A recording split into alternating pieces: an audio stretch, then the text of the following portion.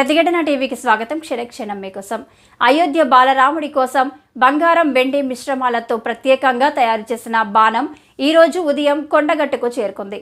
దేశవ్యాప్తంగా ప్రముఖ ఆలయాలకు ఈ బాణాన్ని తీసుకువెళ్తూ ప్రత్యేక పూజలు నిర్వహిస్తున్నారు. ఇందులో భాగంగా ఆదివారం అంజన్న సన్నిధికి చేరింది. నిజామాబాద్కు చెందిన శ్రీనివాస శర్మ అనే భక్తుడు బాలరాముడి కోసం ఈ బాణాన్ని తయారు చేయించాడు. ఈ బాణాన్ని దేశంలోని ప్రముఖ ఆలయాలను సందర్శింపజేసి చివరగా అయోధ్యకు తీసుకువెళ్లి బాలరాముడికి సమర్పిస్తామని శ్రీనివాస శర్మ తెలిపారు.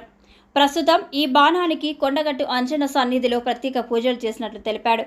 కార్యక్రమంలో ఈవో చంద్రశేఖర్, ప్రధాన అర్చకుడు జితేంద్ర ప్రసాద్, స్థానాచార్యుడు కపీందర్, ఉప ప్రధాన అర్చకుడు చిరంజీవి, భక్తులు పాల్గొన్నారు.